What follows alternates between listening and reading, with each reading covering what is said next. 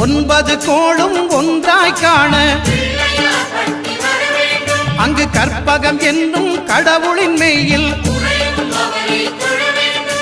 சூரியன் முதலாய் 9 கிரகமும் பலவித குணங்களை கொண்டிருக்கும் எங்கள் கற்பக தருவில் அவை வரும்போது ஒன்றாய் சேர்ந்து பலனளிக்கும்.